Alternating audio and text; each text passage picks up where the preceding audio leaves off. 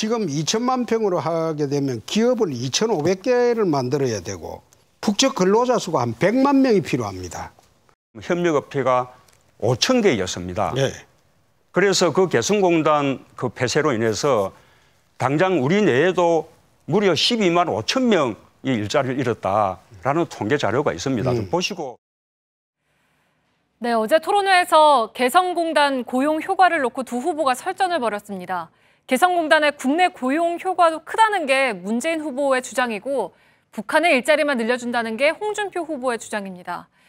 팩트체크는 두 후보가 인용한 수치가 과연 사실에 부합하는지 확인을 해봤습니다.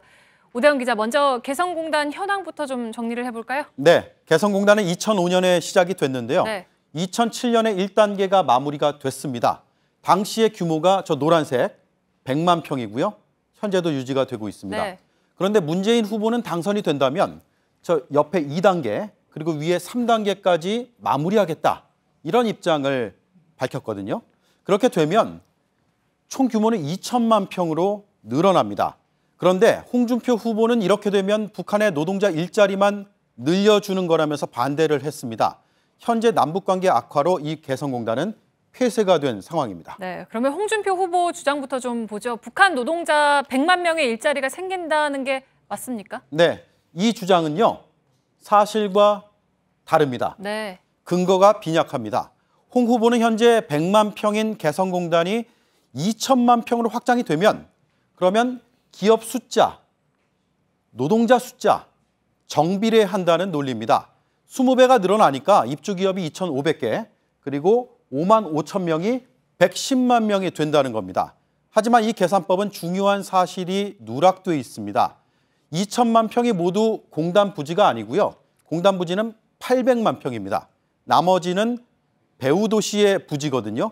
홍 후보의 논리대로라면 이렇게 20이 아니라 8을 곱한 결과가 나와야 됩니다. 네, 보면 수치가 110만 명이 아니라 44만 명으로 뚝 떨어지는데요. 네, 또 하나는요. 개성공단의 산업적 특성을 잘 봐야 됩니다. 1단계는 노동집약 산업이고요. 2단계 기술집약, 3단계 첨단 산업. 이렇게 계획이 되어 있습니다. 따라서 이런 산업적 특성을 고려하지 않고 그대로 곱한 결과는 설득력이 또 떨어집니다. 44만 명도 저희가 수정한 결과지만 이것조차도 불분명합니다. 이에 대해서 자유한국당에게 여러 차례 문의를 했는데요. 답을 듣지 못했습니다. 네, 그래서 북한 일자리 100만 개가 생긴다는 주장은 사실로 보기 어렵고 그러면 문재인 후보 반론은 어떻습니까? 네, 문 후보의 주장, 반론은 이겁니다. 네. 개성공단이 폐쇄되기 직전까지 협력업체가 5천 개였다라는 건데요. 그러나 정부의 통계로는 잡히지가 않습니다. 통일부 담당자를 취재를 했는데 기업들의 주장이다. 통일부가 파악한 수치가 아니다. 이렇게 말했고요. 또 피해 지원을 위해서 파악한 납품기업 숫자만 보면 460여 개로 집계가 됐다. 이렇게 네, 답했습니다. 460여 개라고 하는 건 문재인 후보가 말하는 5천 개랑은 굉장히 차이가 많이 나는데 그러면 통일부가 말했던 기업들의 조사 결과도 좀 살펴봤습니까? 네, 지난해요. 개성공단 기업협회가 123개 기업을 대상으로 네. 설문조사를 했는데 그 결과는 7천여 개로 나타났고요.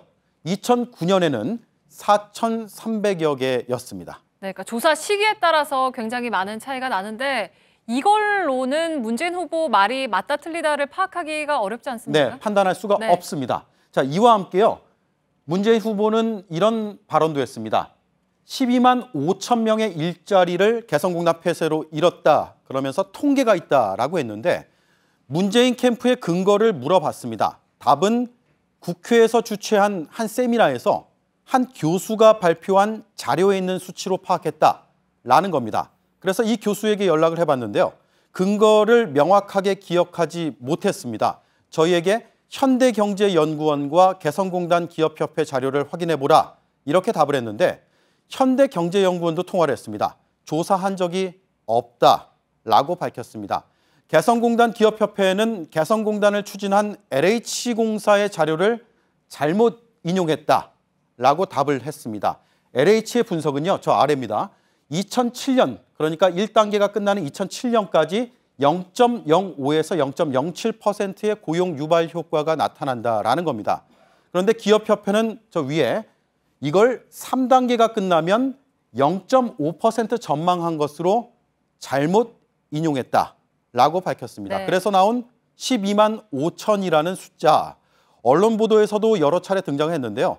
지난해 2월에 앵커 브리핑에서도 이 수치를 쓴 적이 있습니다. 그러나 오늘 취재 결과 뚜렷한 통계로 뒷받침되지 않는 수치였습니다. 네, 뭐 의도를 했든 안 했든 두 후보가 모두 정확하지를 못했군요.